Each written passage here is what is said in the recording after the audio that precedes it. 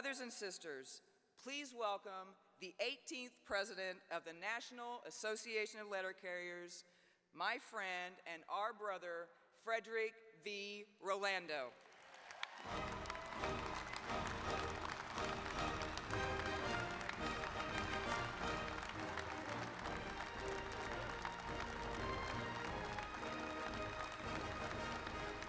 Thank you.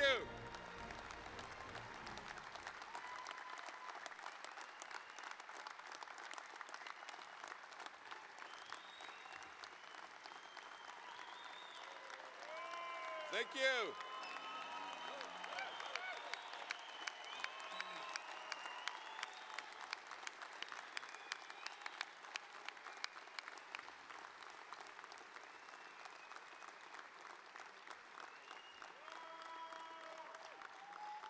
Thank you, thank you. Good morning. No, really. Good morning. Doesn't the hall look great?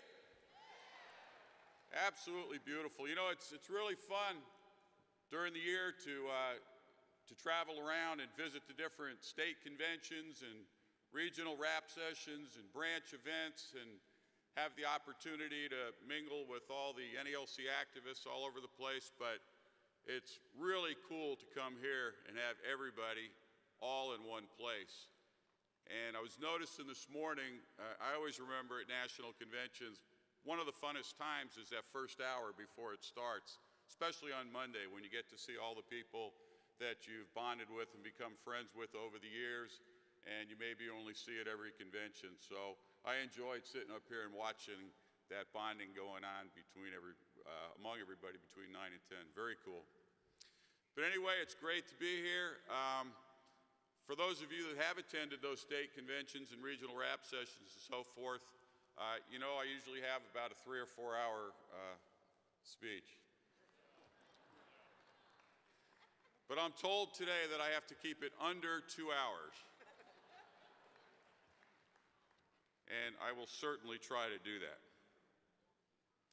But anyway, I want to thank Secretary Ryan for the kind introduction, and thanks to Larry Brown and Chris Jackson for kicking off this amazing 70th biennial convention of the National Association of Letter Carriers.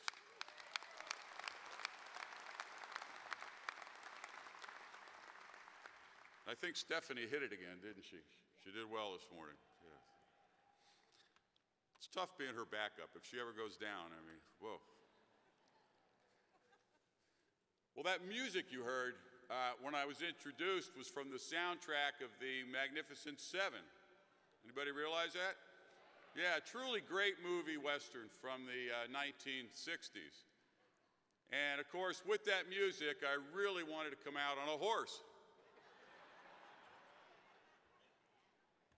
But I didn't want to saddle Nicole with the costs that would be involved in that, so she was probably right to rein me in. I mean, I get that. I got more. But anyway, I want to welcome all of you to Los Angeles, the City of Angels, because this is truly a great host city for a national convention. And it's also great to be back in California, where the beta version of America's future is always on display.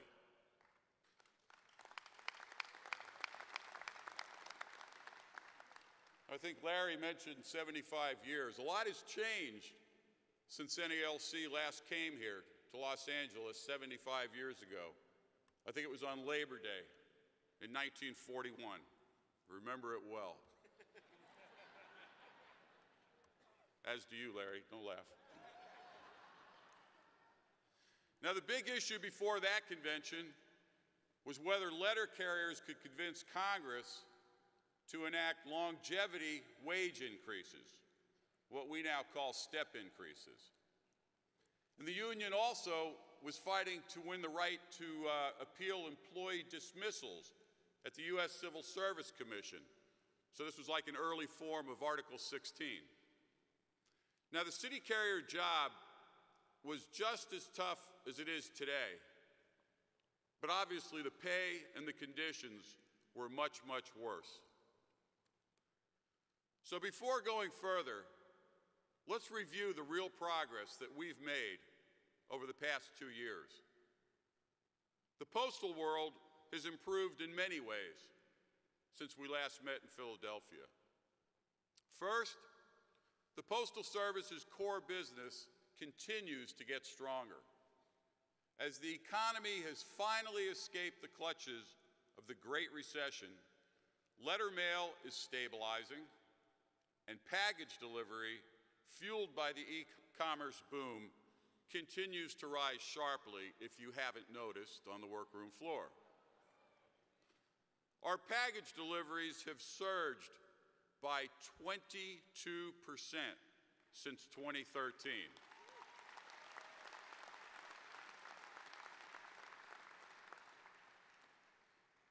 Those trends, along with record letter carrier productivity, have helped the Postal Service achieve billion-dollar-plus operating profits in both 2014 and 2015, and a $1.3 billion operating profit in the first 3 quarters of 2016.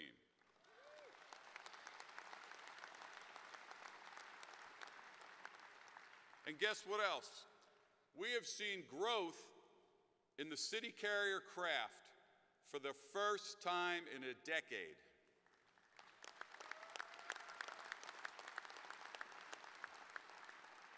And of course, this has allowed us to take advantage of one of the most important achievements in the DOS Award, a path to career employment for non-career city carriers.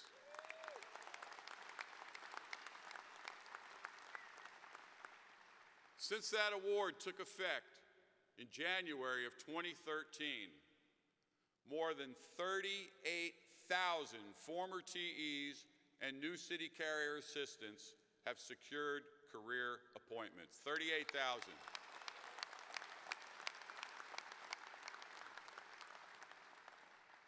Any of those 38,000 here? Few. Good. Second, there was a positive change in leadership at the Postal Service.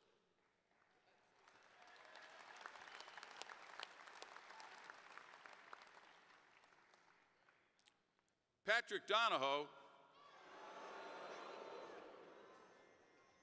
is out as Postmaster General.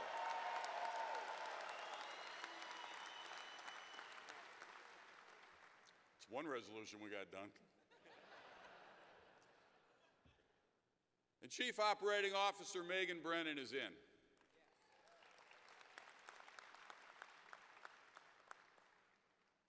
Megan Brennan is a former letter carrier, an NALC member from Pennsylvania. And I will tell you this, she is pragmatic and straightforward, and unlike her predecessor, she is not single-mindedly zealous about slashing service.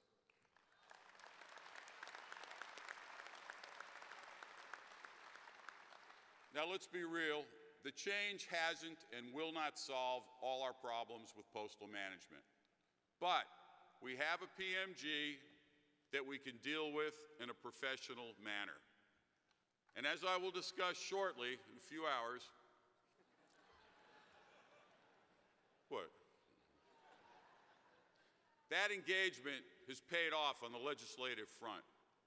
Now, time will tell if there's going to be a similar payoff on the bargaining front. And third, we have managed to change the conventional wisdom about the future of the Postal Service, at least in some parts of the Congress and the media. There's a growing recognition among the public, its elected representatives, and the media that the Postal Service can thrive in the internet age.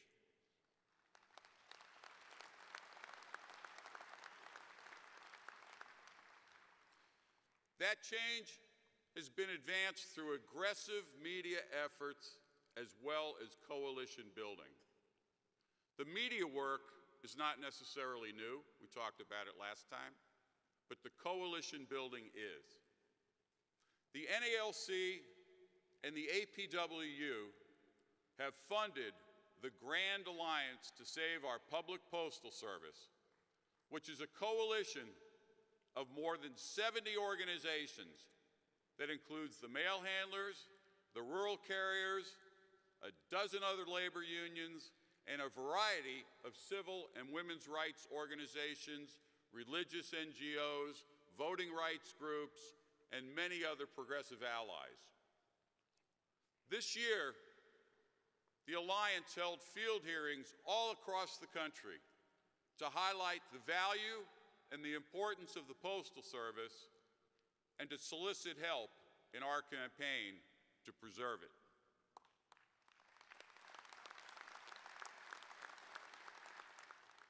But it's working.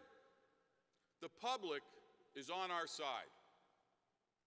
We opened bargaining for our 14th national agreement on February 19th of this year at NALC headquarters in Washington. At that opening, I made it clear at the outset that NALC was committed to reaching a mutually acceptable contract. I thank the new Postmaster General for being the new Postmaster General, and for the cooperation that she had exhibited on the legislative front. But I let her know that that would not alter our views about an acceptable contract. I told her that the same held for the PRC's decision to end the exogen rate increase in April. I said explicitly, letter carriers have earned a reasonable increase in their wages and protection of their health insurance and other basic terms and conditions of employment, and made it very clear that this will not be a concessionary agreement.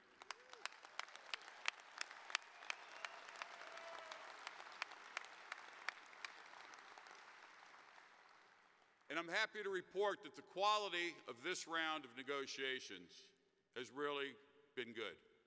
Over the 3 months between the opening and the scheduled expiration of the current contract on May 20th, we've engaged in a very professional and constructive way.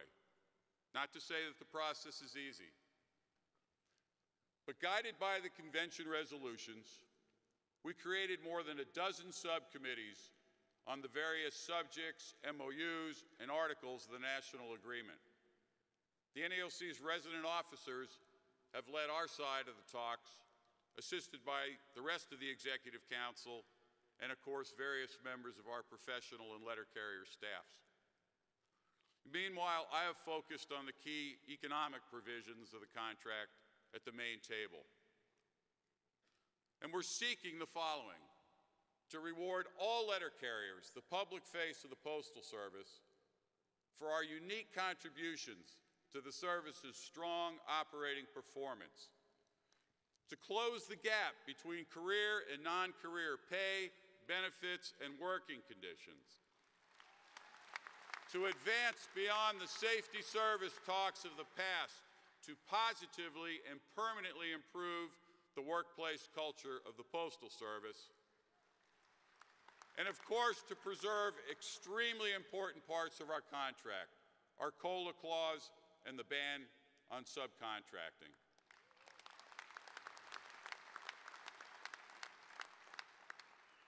We've made good progress on many of the articles. We've narrowed the topics to focus on issues of mutual interest, enough, of course, to extend the talks beyond the May 20th date, while leaving the terms of the 2011 contract in place. And as we go forward and we consider the results of the Rural Carriers Agreement and the APWU's arbitrated settlement, we will concentrate on the factors that distinguish city letter carriers from the other workers and the other crafts.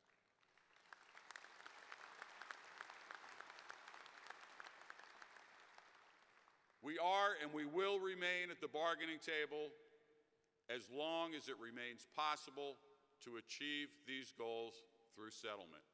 NALC remains committed to bringing these negotiations to a successful conclusion. Our goal is to reach a contract that can be strongly ratified by the members of the NALC.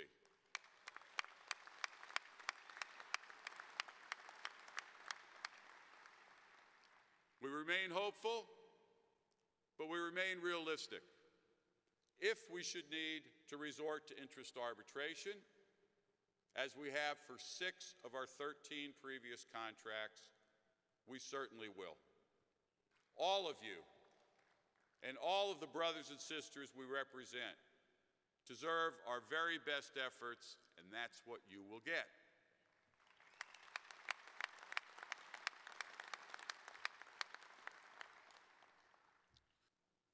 Few workers have more at stake in national elections than do letter carriers. Given how Congress and the President can affect our day-to-day work lives. Everybody hear that?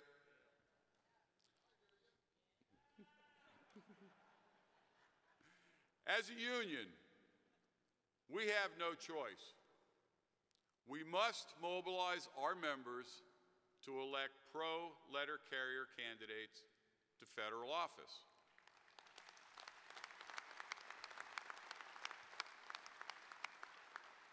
And believe me, I know that getting involved in politics as a union can be controversial and divisive, because our membership embodies the entire political diversity of America, don't you?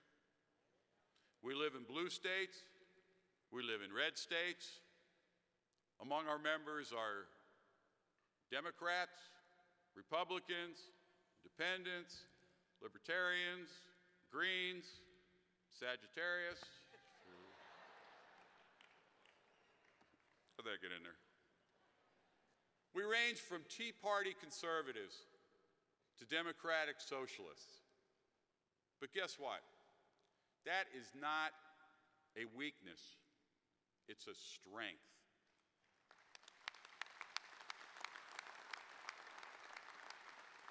Because that same political spectrum obviously exists in the halls of Congress. We welcome and we need support from every coordinate in our membership on the political spectrum. Because we back candidates, regardless of party, who support letter carriers, the Postal Service, and worker rights to organize and bargain collectively, period.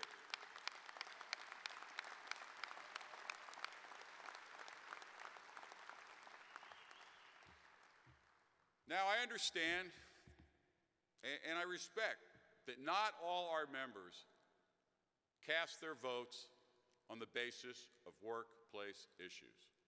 Believe me, I've heard from many of them. They got some really interesting vocabularies.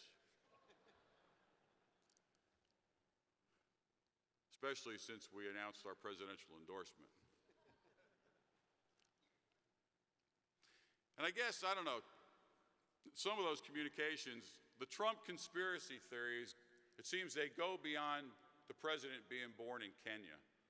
They also involve rigging the Postal Records reader poll. Anyway, in July, the NALC Executive Council voted unanimously to endorse former Secretary of State Hillary Clinton to serve as the next President of the United States.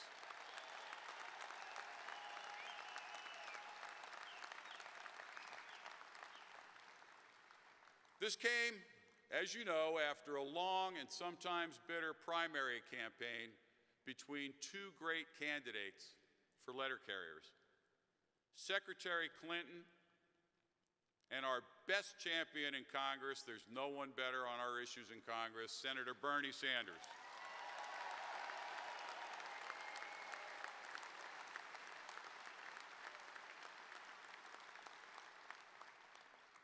As we communicated to the members, as I communicated to both candidates, we stayed out of that primary out of respect for both of them.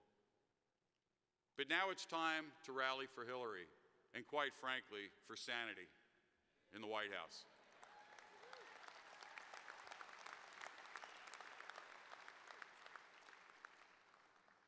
Secretary Clinton has a history of supporting issues that are important to us. A strong postal service, collective bargaining rights for postal employees, and decent pay and benefits for all American workers. As a senator from New York, she was among the first in the Senate to support legislation to prohibit the contracting out of letter carrier jobs to low-wage private contractors.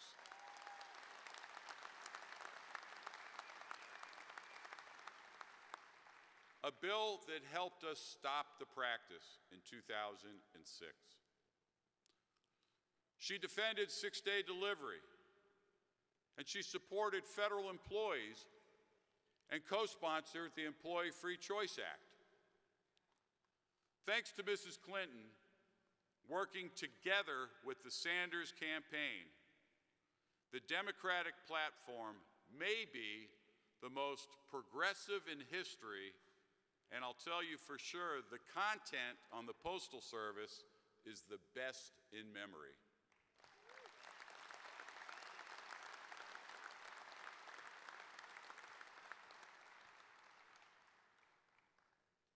Indeed, the NALC submitted suggestions on postal policy to the Democratic Party's Platform Committee prior to the Democratic Convention.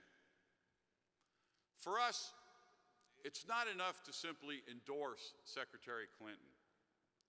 We wanted to influence the kind of postal policies that she would embrace if she was elected. Our comments addressed the range of postal policies, from the contents of postal reform legislation and vote by mail to advice on appointments and administrative actions that the next administration can take within the OPM and within the OMB. We were pleased that the resulting postal plank, if you will, of the Democratic's draft platform included the following language. Listen to this platform. The United States Postal Service is a national treasure.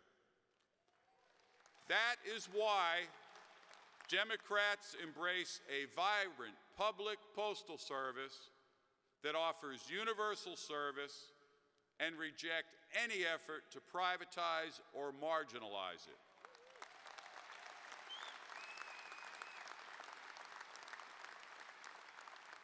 There's more. We are committed to eliminating the unsustainable mandate to pre-fund retiree health costs.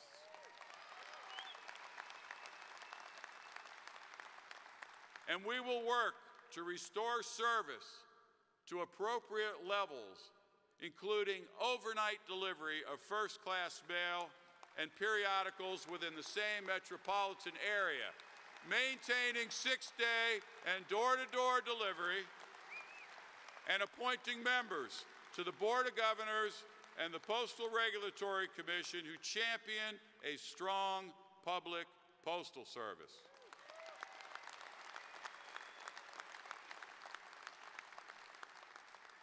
There's more. Democrats also advocate for expanding postal services. This includes offering basic financial services such as paycheck cashing. It also includes promoting vote by mail to increase voter participation and to help address the scourge of voter suppression.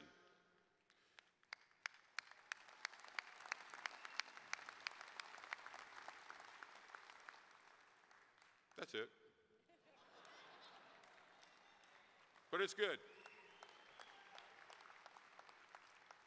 Now, we're especially pleased that that platform embraced postal financial services, because this also vindicates our efforts with the APWU and the Campaign for Postal Banking, which is a coalition of consumer, union, financial reform, economic justice, and community organizations that are dedicated to promoting the use of the post office network to provide affordable banking to millions of Americans who are currently excluded from the banking system.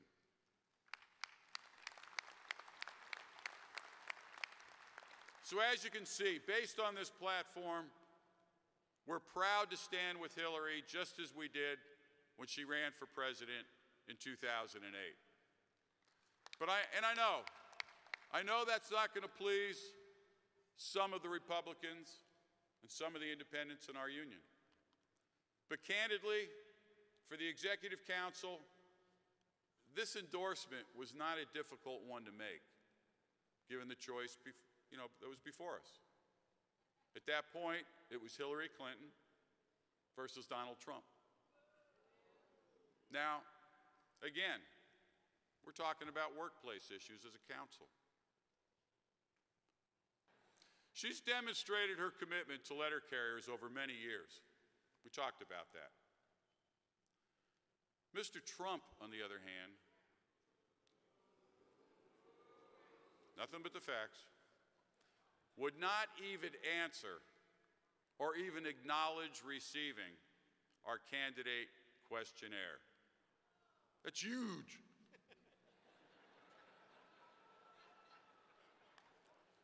And leave aside the bigotry and the sexism that he's demonstrated on the campaign trail.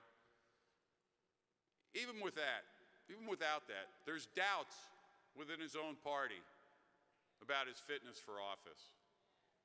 But put all that aside, because we've learned a lot about his views towards workers and unions over this campaign, and that's something we should look at. We should look at his refusal at this very moment to accept the vote to unionize by workers at his hotel in Las Vegas. We should look at his opposition to increasing the federal minimum wage and his claim that American workers are overpaid. Maybe we should consider his hypocrisy on trade and immigration, loudly denouncing free trade while continuing to offshore production of virtually all of his branded products to low-wage countries without unions, and demonizing the immigrants that he routinely hires to staff his mansion and his work sites. Then there's his strong support for right-to-work laws. Or maybe his nasty habit of stiffing the workers out of their pay for the work that's done on his properties. But enough said.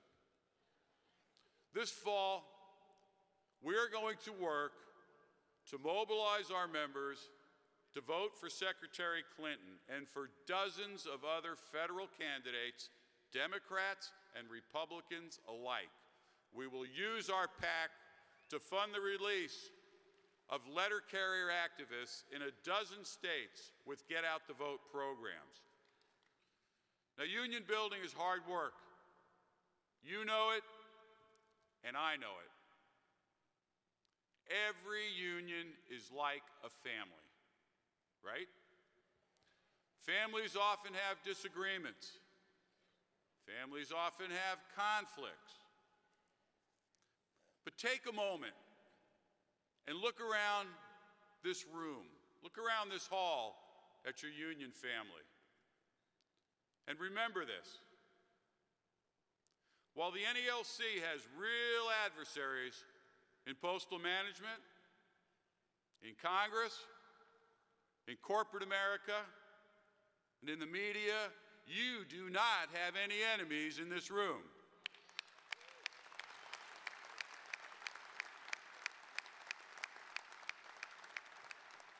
We may disagree with each other from time to time, but we are one, we are a family, we are a union, we are the NALC, and don't ever forget that.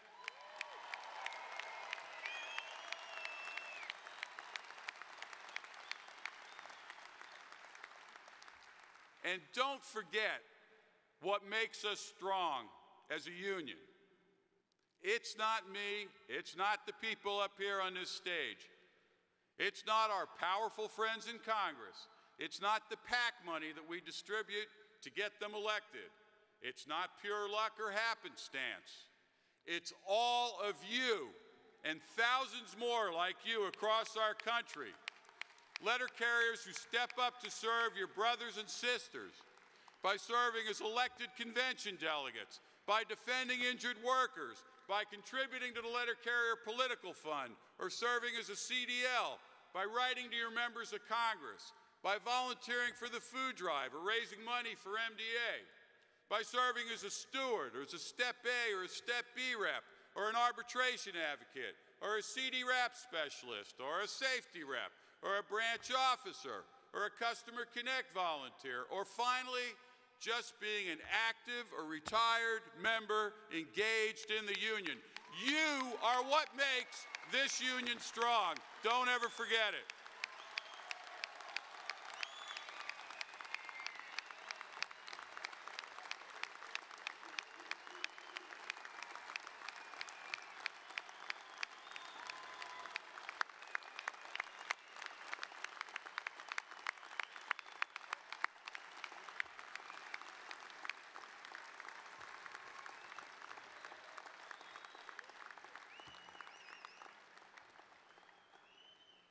It was a good time to break before part 2 here.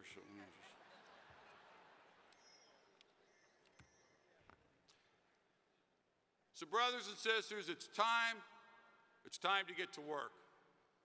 We have a great week ahead, and as we begin, remember two other things.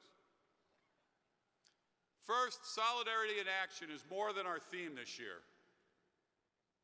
It's in our union's DNA. It's what we are, and it's what we do.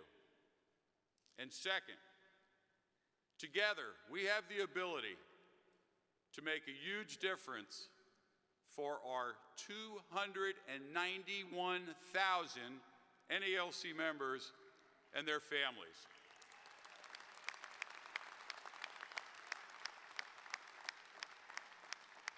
And how do I know that?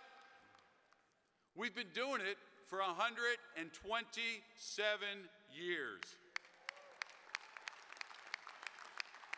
Our mission this week is to organize, strategize, and mobilize our entire membership to build a better union, and I have no doubt that we will do just that. I want to wish all of you a successful convention. The leaders and members of Los Angeles Branch 24 have done a tremendous job preparing for this week. Enjoy this wonderful city. Play hard this week, but work even harder. The men and women we represent throughout the United States are counting on us. They deserve and will get our very best. So as they say in this town, at least this week, lights, camera, solidarity in action. Thank you.